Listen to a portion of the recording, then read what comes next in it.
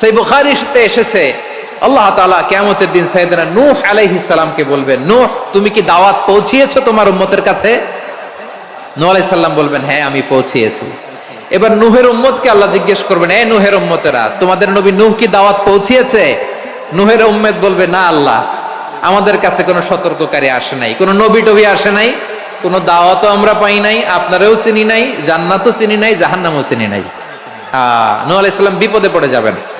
তখন আল্লাহ বলবেন, নূহ তুমি বললা পৌঁছিয়েছো, তোমার উম্মত বলে কিছু পায় নাই। নূহ তোমার কি কোনো সাক্ষী আছে? তোমার কথা আর তোমার উম্মতের কথা তো মিলে না।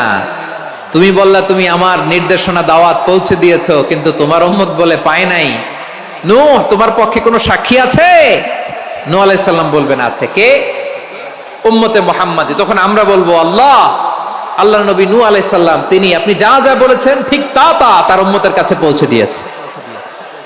এবার নূহের উম্মতের সাথে আমাদের ঝগড়া লাগবে। তারা বলবে, তোমরা আসছো আমাদের হাজার হাজার বছর পরে, তোমরা কি করে জানলা? তোমাদের সাক্ষী ধর্তব্য হবে না?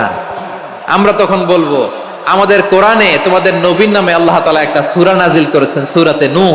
আওয়াজ করে পড়েন আল্লাহু আকবার। আমরা বলবো, আমাদের কোরআনে তোমাদের নবীর কথা আল্লাহ আমাদেরকে জানিয়েছেন, দিন রাত এক করে তোমাদের কাছে তিনি দাওয়াত পৌঁছেছেন। তোমরা কানের মধ্যে হাত দিয়ে রাখতা, চেহারাটা কাপড় দিয়ে ঢেকে রাখতা, আল্লাহর নবী নূহকে পিটিয়ে ছালা দিয়ে পেঁচিয়ে তোমরা পাহাড়ে তুলে রেখে আসতা। সব আমরা জানি। আমরা যখন বলবো এই কথা, নূহের উম্মত চুপসে যাবে। তখন আমরা সত্য বলেছি কিনা এটা আল্লাহ তাআলা জানতে চাইবে বিশ্বনবীর কাছে। তখন বিশ্বনবী আমাদের পক্ষে সাক্ষী দিবেন। আওয়াজ করে বলেন আল্লাহু আকবার। এজন্য আল্লাহ বলেন, নবী আপনি হচ্ছেন সাক্ষ্যদাতা, সব নবীদের উপর আপনি হবেন সাক্ষী, আবার আপনার উম্মতের সাক্ষীর উপর আপনি হবেন সাক্ষী।